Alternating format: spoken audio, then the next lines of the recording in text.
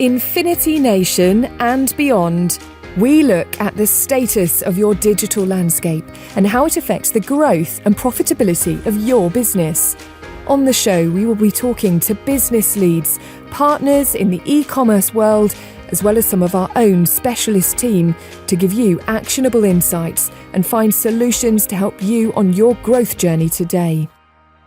We will consider new ideas, stretch our mindsets beyond the status quo, and in the process discover how to gain an edge on the competition and drive some great results. Hi, welcome to another Infinity Nation podcast. Today I have Iona Silverman with me from Freeths, and Iona and I are going to talk through the contentious or potentially contentious topic of greenwashing. Iona, welcome. Thank you for your time. Hello, nice to be here. Yeah. So, greenwashing. It's an interesting topic, I think, to discuss, and one for all businesses looking at marketing. I suppose from my side as a marketeer, what can I or can't I say? And you help me stay on the straight and narrow and keep me away from the ASA. So, yeah, tell me a bit more about you, your role at Freeths.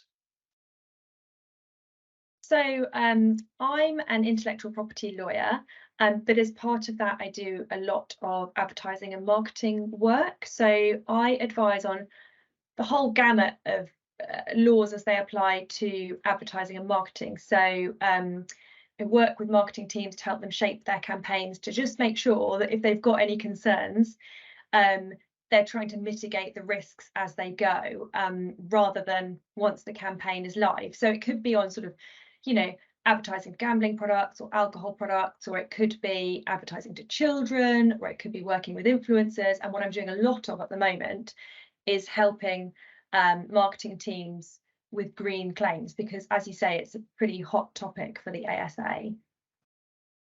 Why is that? Why is it such a hot topic for the ASA at the moment? I think it's because everyone wants to shout about how green they are, because that's what the political agenda is driving. We're hearing it from all angles in the news. Everyone needs to be doing better by the environment. And it's what consumers want. They want to be buying green products. They want to be making the right decisions.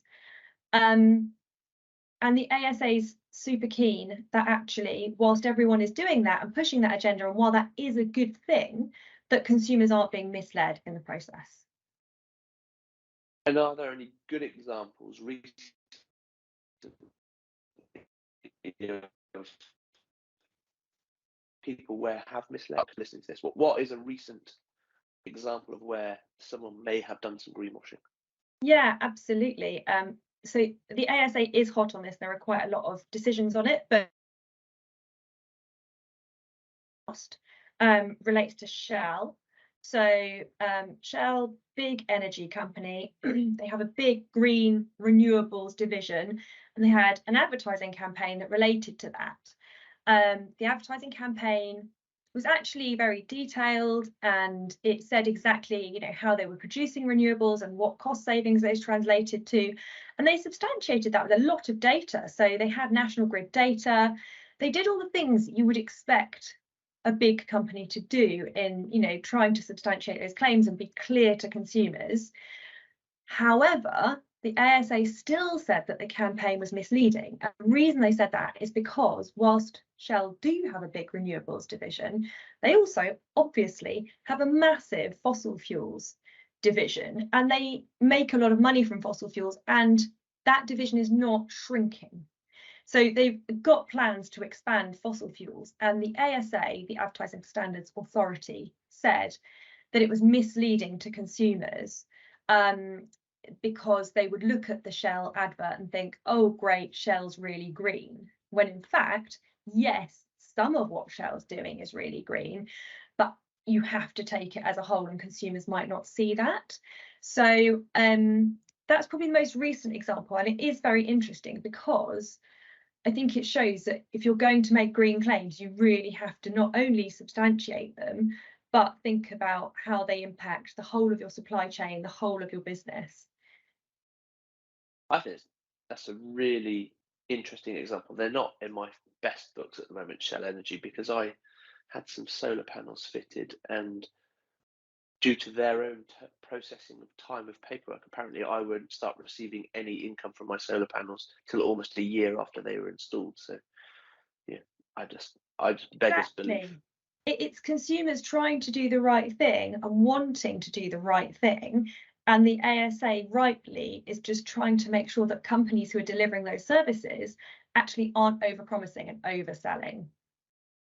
But on the flip side, I suppose from commerciality point of view, if Shell didn't have its fossil fuel entity, and the same with the car industry, would or could they afford the infrastructure and the investment to migrate or move some of this into that scenario? Could Shell be investing in PV, wind turbines, whichever, without the fossil fuel funding that migration? Yeah, I think that's a really good question. And I think, obviously, energy companies, and like you say, the automotive industry, they're massive industries. They are not going to turn around overnight and be clean. They've got a road ahead of them, and they are on that journey to investing in greener and better technology. It's about how they communicate that to the public.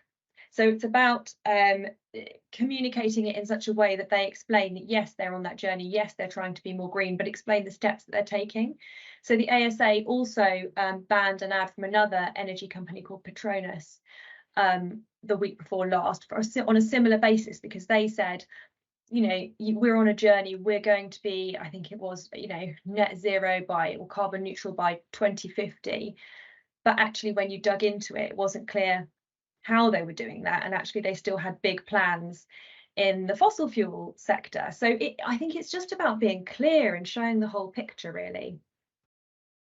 And is it defined what going green is? Because I don't know, maybe I'm out there on it, but I still have a view that maybe a second-hand car that's already exists, that has numerous spare parts already made, may be greener than having a brand new electrical car made, high carbon footprint.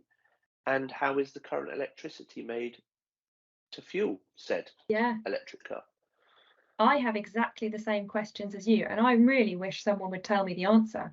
I wish someone could say to me, this is what you need to do, because there are so many factors that play into all of these decisions, and that's why the companies need to be being clear. But it's a good point as well, because there are words that are bandied around like green and sustainable and eco, but what do they actually mean? And that's why when you're making green claims, you need to be quite specific, and you need to say, this product is recyclable. If you say that, the entirety of the product needs to be recyclable, all the parts.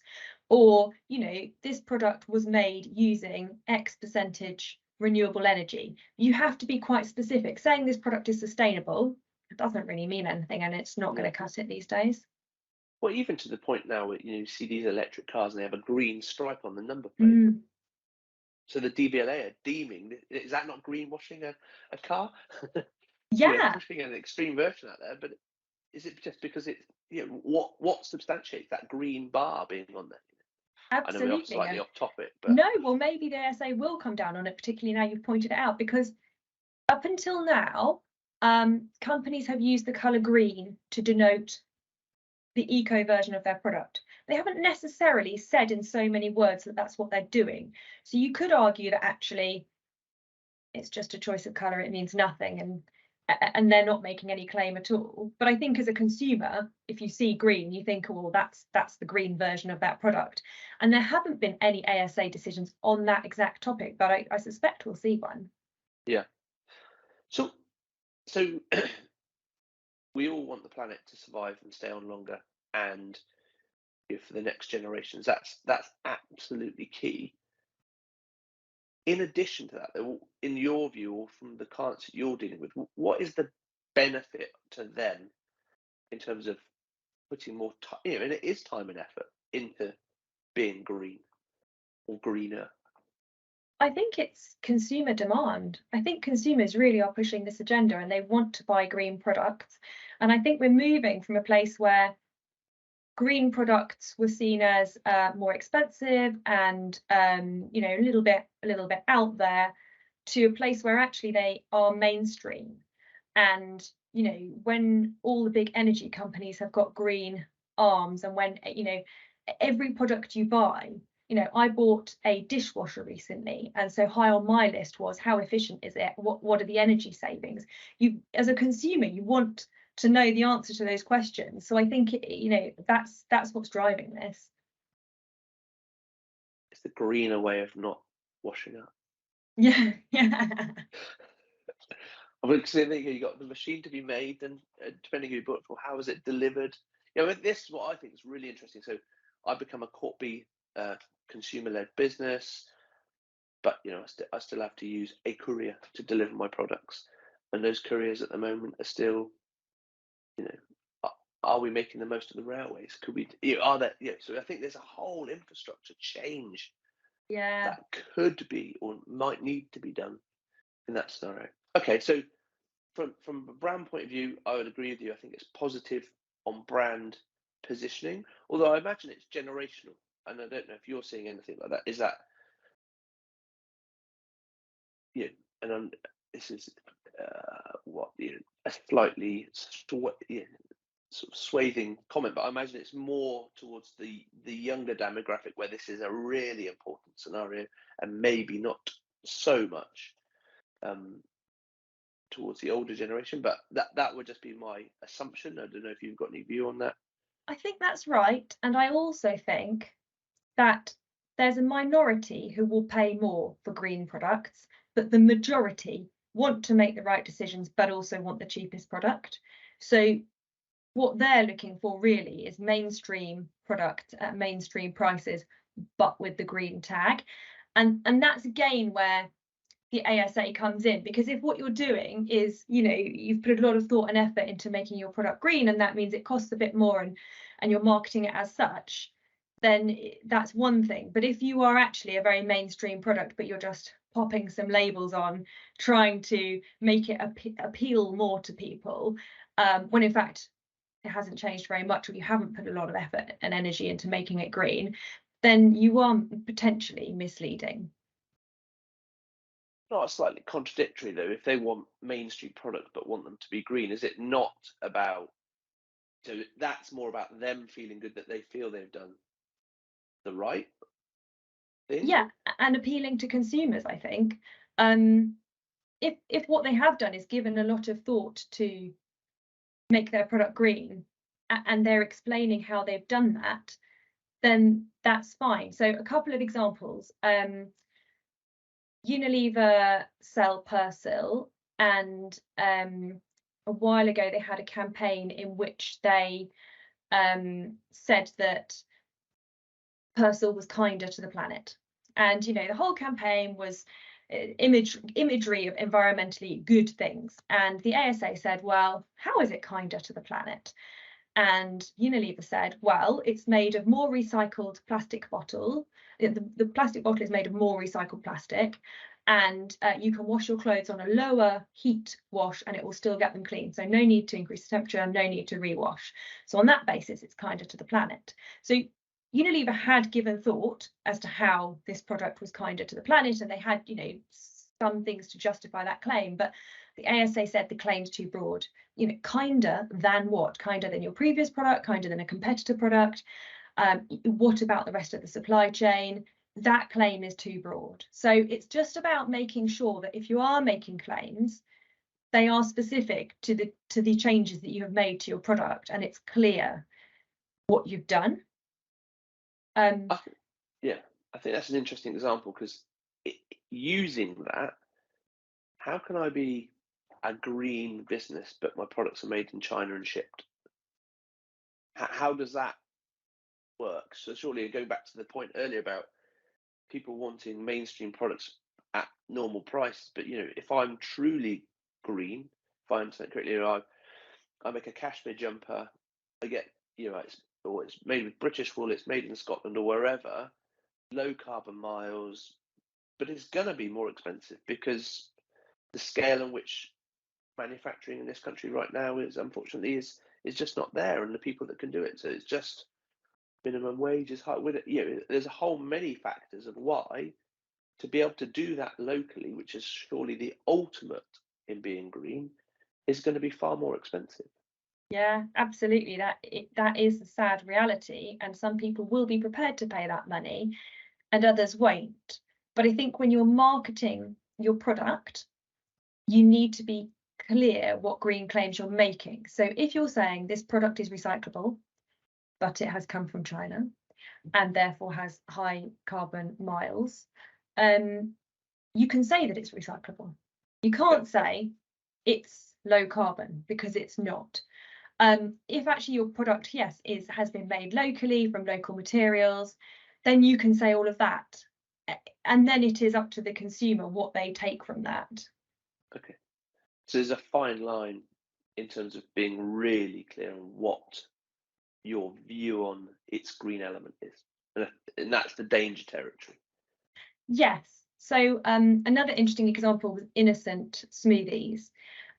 They had an advert in which they some of their smoothies were paddling down a river and clearing up some rubbish, and the advert was generally very we're good for the planet. I can't remember the exact claim that they made, but the ASA said, not sure you can say that you're really good for the planet because you come in plastic bottles, and how are you going to substantiate that? So they banned that ad. And a while later, Innocent wanted to run a campaign where they rewilded Trafalgar Square in London, and they were a bit worried because they'd already had their wrist slapped once by the ASA and they didn't want it to happen again. This was a big press event and they wanted it all to go smoothly. So what they did was they put all the information that they had in their press releases. They made it really clear to the press what they had done, what they hadn't done, what the impact was. They gave out all the information. And as such, the event went without a hitch because they were being super clear and they weren't over-claiming or under-claiming. They were just saying, look, this is what it is that we've done. So I think if you're going to make claims, back them up, but then just give people as much information as possible, appreciating that obviously a marketing slogan needs to be catchy and a paragraph's not going to cut it, but can you link back to your website, and on your website have much more information where people can go and understand what it is you do and how you do it? So it just sounds like coming back to having truthful, honest and transparent communication. That's really, is that really it? Is being really honest as a brand, saying, look, we, to get these to be a right sort of price point for you, we have to have them made in China. They are shipped by the sea, but to give you a product that you want at a price that you want, this is the only way we can quantify it.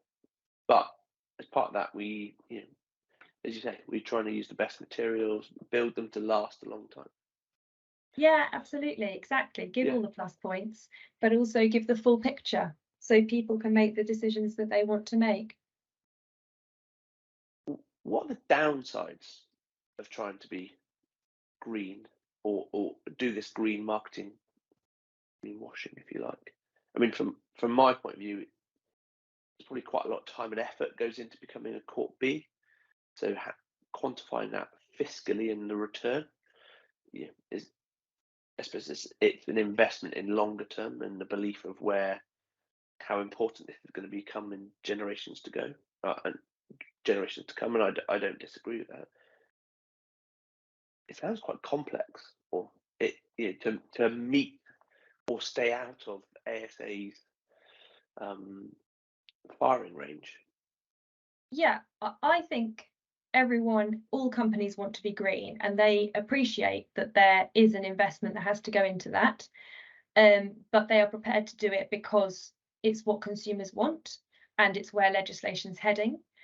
But yes, there is an investment into that, and I think they're prepared to do it, but they want to shout about how green they are to offset that investment and to recoup, to get some brand loyalty. But then the risk is you work so hard at building your green credentials, building that brand, getting brand trust, that one ASA decision against you really counts, because the ASA doesn't have the power to levy fines. All they can do is take your ad down, and they're so slow that by the time they take your ad down, your ad will be long gone anyway. So that's not really a sanction the sanction is the reputational damage that that does to your brand, and the fact that if the newspapers pick it up and start shouting about it, all of those green credentials that you've spent ages building up and investing in get dashed, and you've suddenly got to climb back out of that hole. And that's very difficult. And do the newspapers go after many people where ASA pull their ads down, or is it just the big They brands? go after the big brands, and they go after the big stories. They don't go after the small ones, but it depends on the brand, because I have some clients that don't really care and who say, well, look, we're just going to do it. It doesn't matter. But I have other clients who really do care and who say, our brand is everything. Our reputation is everything. And even if the press don't pick it up, if it's published on the ASA website, which the decisions all are, that's bad enough for us. And we don't want that kind of publicity. So it's coming down to own brand values and integrity. Yeah, I think that's. And is it an ever-moving feast? Like, how do you stay current on what the ASA are legislating against, for and against, and staying in line with, I suppose, consumers' demand of a business that is green? It is an ever-moving feast. Businesses are trying to be greener and greener, and how they do that varies massively depending on what kind of business they are and what angle they're coming from. But the ASA is definitely getting stricter. So, 5-10 years ago, I think Unilever's Kinder to the Planet claim would have been fine because they had some data to back it up. Now it's not. Shell's campaign was not fine, even though they had lots of data to back it up. The fact that it didn't show consumers the full picture was enough for that to be taken down and picked up by the press. You've got the CMA, which is the Competition Markets Authority. They're currently investigating ASOS, Asda and Boohoo for some claims that they've made, and that investigation's been running a while. More recently, they announced a sector-wide investigation into green claims in the fast-moving consumer goods sector. So be interesting to see the outcome of those. That will definitely inform how things move forward. But also, the CMA is likely to get the power soon to be able to levy fines of up to 10% of global turnover against breaches of consumer law. And that's going to make a big difference, because it's one thing saying, we care or we don't care about the brand reputation, that the brand damage that this might have. But if you're being fined 10%, I can guarantee that everyone will start to care. Interesting. And so how good are the ASA in terms of, when they change the laws or change the rules, they're good at publishing it, at pushing it out? You just have to literally just keep an eye on their website? So actually, they don't change their laws or their rules very often. The basic tenet is do not mislead consumers. Fine. The issue is, how is that interpreted? And it's being interpreted more and more strictly. Okay, cool. Top tips. What would your top 3 takeaways be for people that are investing in becoming greener, want to market harder, they are a green brand? Any views from you? Definitely. I think top tip 1 is be specific. So think about what your claim is. Think about how you're going to communicate it. Be really clear that what you're communicating is what you mean to communicate, because sometimes marketing can get a little overexcited and put a big claim out there, or just slightly turn the volume up, and just be really clear on the green claims. Is that what we meant? Be quite specific.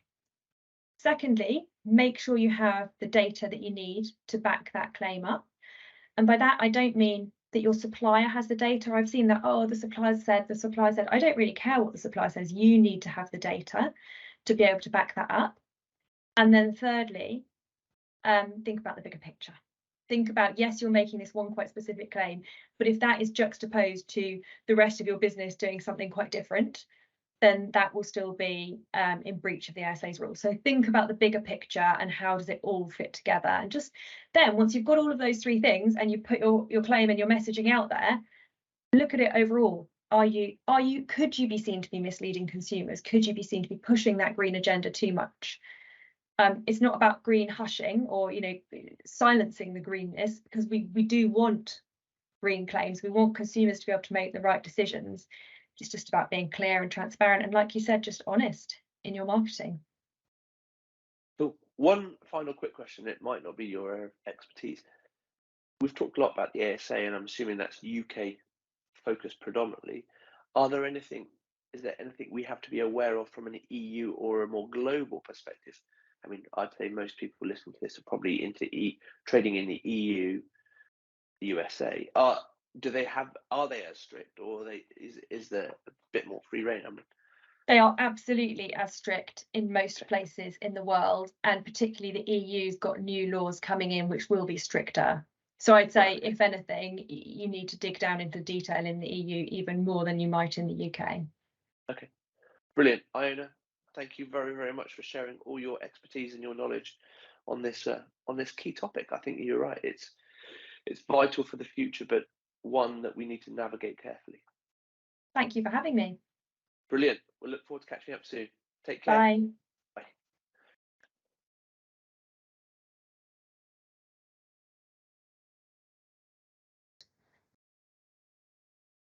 And one would assume that they'll want to make some examples pretty early on. Absolutely. And in terms of advertising, this is definitely an area where examples are made. Okay. Brilliant. Iona, thank you so much as ever. Good to Really catch up nice with to you speak again. to you. And we'll speak with you soon. Thanks so much. Speak to you soon. Take care. Bye.